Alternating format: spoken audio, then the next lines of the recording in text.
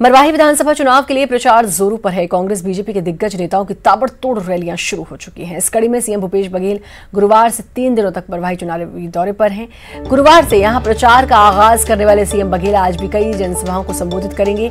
आज सीएम बघेल 7 रैलियों में हिस्सा लेंगे। आज बस्ती, बगरा, दानीकुंडी, लोहारी, नवागांव में सीएम बघेल चुनावी जनसभा को संबोधित करेंगे, जबकि दोपहर 1 बजे सीएम रोड शो करेंगे। उधर पूर्व सीएम रमन सिंह भी चुनाव प्रचार में डटे हैं। 3 नवंबर को होने वाले उपचुनाव के लिए प्रचार का शोर चरम पर है। दोनों प्रमुख पार्टियां अपनी अपनी जीत के दावे कर रही हैं।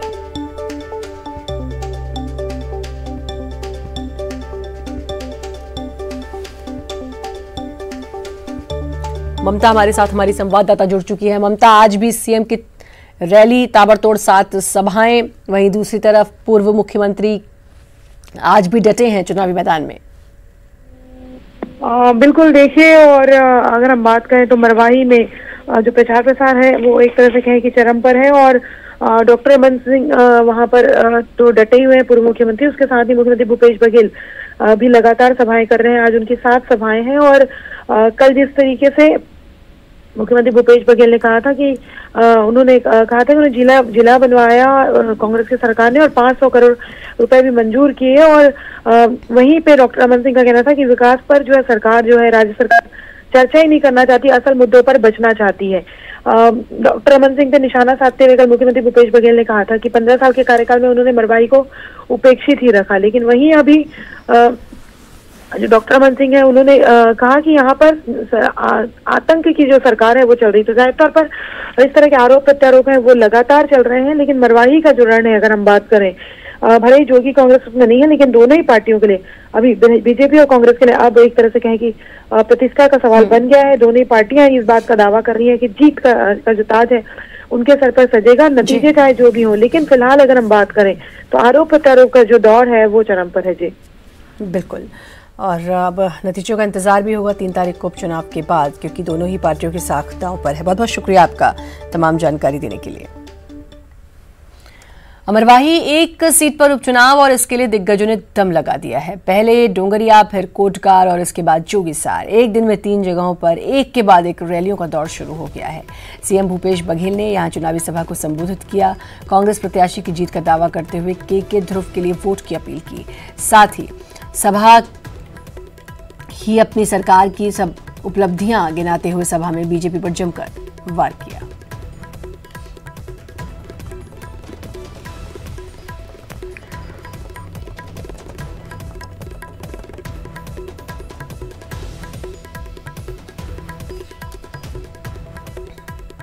विधायक पूर्व मुख्यमंत्री अजीत जोगी जी, रेणु जोगी जी मंच में उपस्थित रही से तब उन्होंने जाना था इसको उपचुनाव हो ही, लेकिन हम मरवाही जिला बनाए। तो जिला बनाए के पीछे यहाँ के जनता हम आश्वासन दे रहे हैं। पूरा देश में मंदी है लेकिन छत्तीसगढ़ में मंदी नहीं है। सबसे ज्यादा मनरेगा काम छत्तीसगढ़ में, सबसे ज्यादा धान की कीमत छत्तीसगढ़ में, सबसे ज्यादा कीमत तेंदुपत्ता के छत्तीसगढ़ में। हमारा तेंदुपत्ता संग्राहक के जेब में पैसा डाले काम करें, किसान मन के जेब में पैसा डाले काम करें, मजदूर के जेब में पैसा डाले काम करें। और इस कारण से आज सबसे ज्यादा रोजगार देने वाला कोई प्रदेश है छत्तीसगढ़। सीएम भूपेश बघेल ने पूर्व सीएम रमन सिंह पर निशाना साधा। उन्होंने कहा कि पहली बार तो रमन सिंह मरवाही गए हैं, इससे पहले तो कभी गए नहीं। इसके साथ ही उन्होंने जेसीसीजे के विधायकों के कांग्रेस में शामिल होने पर कहा कि अगर कोई पार्टी में आना चाहता है तो उसका स्वागत है, लेकिन अंतिम फैसला पार्टी हाईकमान को लेना है। तो वैसे मैं नहीं चाहता कि कोई दल बदल हो। हमारे पास वैसे पर्याप्त संख्या है तो उसे कोई नहीं, लेकिन यदि लोग आना चाहें तो उसके बारे में हाईकमान फैसला। रमन सिंह जी अपने 15 साल को याद कर रहे हैं, वो फ्लैशबैक में चल रहे हैं और वो सारी बातें वो कर रहे हैं जो कर चुके हैं, इसलिए सब उनको वही लगता है। और रमन सिंह जी अभी गए हैं, पहली बार मरवाही गए हैं, इसके पहले तो कभी जाते नहीं थे। विकास यात्रा किए थे तब भी नहीं गए थे। उसकी विकास यात्राओं को देख लीजिए, कभी मरवाही नहीं गए। वो बिलासपुर से ही तक सीमित रहते थे और वहीं से लौट के आ जाते हैं। पहली बार तो मरवाही जा रहे हैं।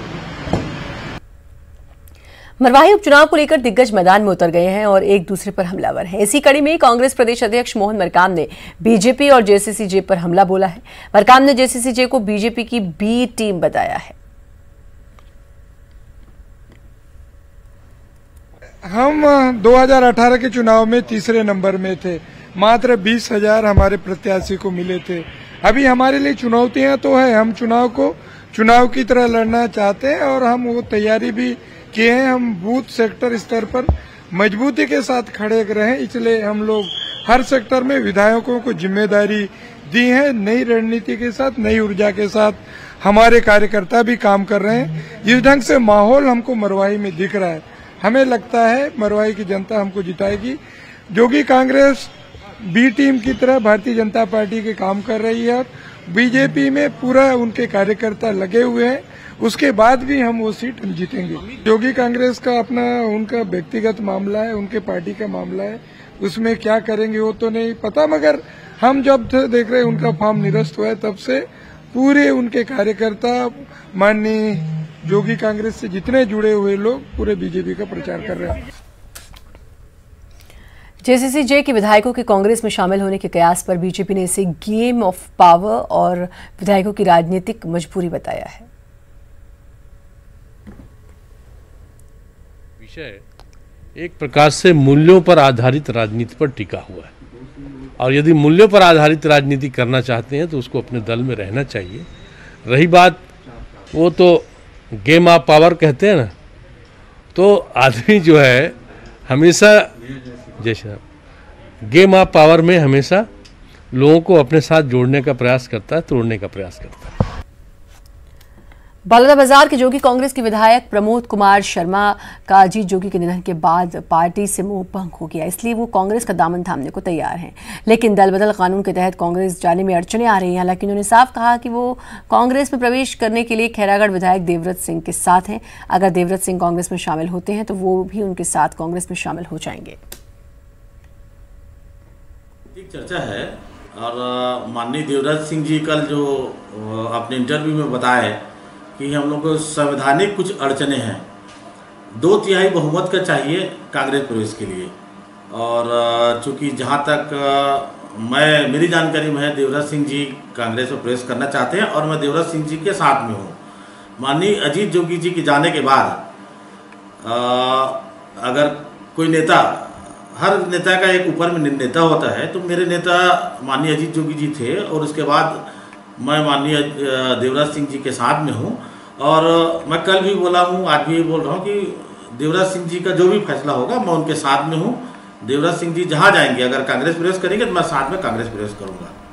ब्रेक के बाद एक बार फिर से आपका स्वागत है। सुकमा में सुरक्षा बलों और नक्सलियों के साथ मुठभेड़ हो गई। मुठभेड़ में सुरक्षा बलों को बड़ी सफलता मिली है। सुरक्षा बलों ने मुठभेड़ में एक महिला नक्सली को ढेर कर दिया। कोबरा, डीआरजी और एसटीएफ की संयुक्त टीम ने ये कार्रवाई की। आपको बता दें, जिले के दुलेड़ इलाके में ये मुठभेड़ हुई।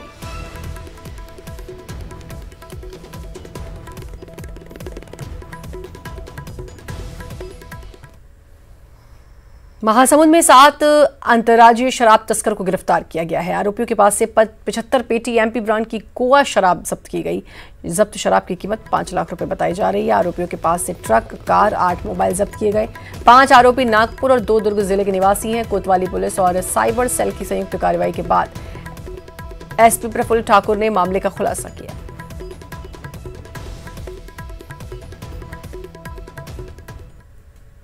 धमतरी में गंगरेल बांध खतरे के निशान के ऊपर बह रहा है। कैचमेंट एरिया में बारिश और फीडर बांधों से पानी आ गया है। बताया जा रहा है कि अधिकतम स्तर से 5 सेंटीमीटर ऊपर पानी बह रहा है।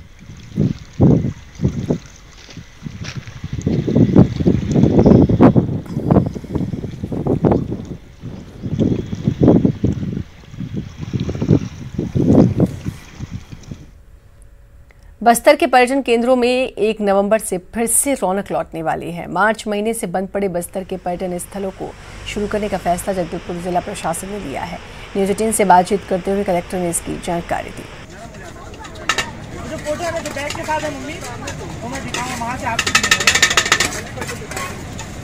पर्यटन केंद्रों के लिए हमने सभी संबंधित सीओ जनपदों से, क्योंकि ग्रामीण क्षेत्र में जो पर्यटन केंद्र है वहाँ पर सरपंचों और पंचायत के माध्यम से व्यवस्था बनानी है, और कांगेर वैली नेशनल पार्क के जो डायरेक्टर हैं उनको भी ये पत्र लिखा है कि अपनी व्यवस्थाएं दुरुस्त करें। कोविड को देखते हुए सोशल डिस्टेंसिंग और मास्क का जो पालन करना है उसको सुनिश्चित कराएं, सैनिटाइजर सुनिश्चित कराएं, और निश्चित रूप से 1 तारीख के बाद, दशहरा के बाद हम लोग सभी पर्यटन स्थल खोलने का भी निर्णय लेंगे। विश्व प्रसिद्ध बस्तर दशहरा अब समाप्ति की ओर है। दशहरे की आखिरी बची 2 रस्मों में से एक रस्म कुटुंब यात्रा विधि विधान के साथ संपन्न हुई। विश्व प्रसिद्ध बस्तर दशहरा में शामिल होने के लिए पूरे बस्तर संभाग से करीब 1200 के आसपास देवी देवता दशहरा में शामिल हुए। दशहरा में शामिल होने आए इन सभी ग्राम देवी देवताओं को पूजा अर्चना के बाद विदाई दी गई।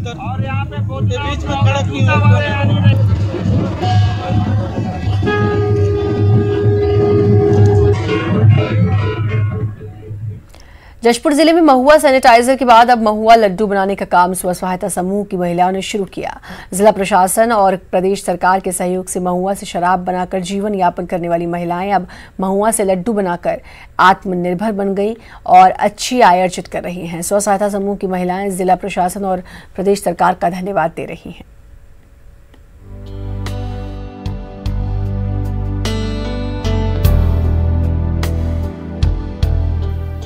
जशपुर आदिवासी बहुल्य जिला है। यहाँ के जंगलों में महुआ की बम्पर पैदावार होती है। यहाँ पर महुआ का मुख्य उपयोग शराब बनाने के लिए किया जाता है और महुआ शराब पीकर लोग अपना आर्थिक और शारीरिक नुकसान दोनों करते हैं। इसी बीच जशपुर के युवा साइंटिस्ट समर्थ जैन ने महुआ से सैनिटाइजर और महुआ लड्डू बनाने की विधि स्वयं सहायता समूह की महिलाओं को सिखाई, जिसके बाद प्रदेश सरकार और जिला प्रशासन ने महिलाओं को लड्डू बनाने में सहयोग किया। जिला प्रशासन ने महिलाओं को आर्थिक मदद की और उन्हें लड्डू बनाने के लिए जगह भी उपलब्ध करवाई। हम लोग पहले तो बेरोजगारी थे, बेरोजगारी घर में काम बैठे बैठे दारू बनाते थे, महुआ से दारू बनाते थे। दारू बनाने के बाद वो हम लोग बिजनेस करते थे। बिजनेस के अलावा हम लोग को वनधन केंद्र से लड्डू बनाने का प्रकरण मिला। प्रकरण मिलने के बावजूद हम लोग वनधन में आए। उसके बाद महुआ लड्डू बनाने लगे और उसके बाद बेचने लगे और हम लोग को बहुत लाभ मिल रहा है। और लाभ मिलने के कारण हम लोग सरकार को धन्यवाद देना चाहते हैं। वनधन तरफ से पता चला हम लोग को महुआ का लड्डू बनता है। लड्डू बनाने के लिए हम लोग को कार्य मिल गया, काम मिल गया। इससे कुछ बहुत फायदा भी हो रहा है, बहुत ही फायदा हो रहा है, लाभ हो रहा है। और इससे संक्रामित बीमारी सबसे भी बहुत अच्छा होता है, इससे फैलने से रोकता है। इससे जी सर, हम लोग समिति में जुड़े और हम लोग के लिए सरकार बहुत काम दिया। फिर सरकार के कारण से हम लोग इतना महुआ लड्डू बनाए और इतना समूह भाई बहन से जुड़े, बहुत अच्छा लगता है। देखिए, जशपुर ज़िले में महुआ से अब जो है सैनिटाइजर के बाद लड्डू भी जो है ये महिला समूह के द्वारा बनाया जा रहा है। उसमें और अलग अलग वैरायटी के जो है वो प्रयोग के तौर पर कर रहे हैं। 11 प्रकार के लड्डू बना रहे हैं। ये वन विभाग उनको सपोर्ट भी दे रहा है और मुझे लगता है कि ये जो पौष्टिक होने के साथ साथ जो है ये अन्य जो चीज़ें हैं उसका रिप्लेसमेंट के रूप में ये काम करेगा और महिलाओं को एक रोजगार जो है वो मिलेगा। स्वयं सहायता समूह की महिलाएं अब 11 प्रकार के महुआ लड्डू बनाकर बेच रही हैं। प्रशासन महिलाओं को बाजार भी उपलब्ध करा रहा है ताकि महिलाओं के सामने लड्डू की खपत करने की समस्या ना रहे। इनके द्वारा बनाया गया लड्डू न सिर्फ जशपुर बल्कि पूरे प्रदेश में सप्लाई किया जा रहा है। इसके लिए प्रशासन महिलाओं को निरंतर सहयोग दे रहा है। महुआ लड्डू बनाकर महिलाएं अच्छी आय अर्जित कर रही हैं। वहीं जिला प्रशासन और प्रदेश सरकार का धन्यवाद अदा कर रही हैं।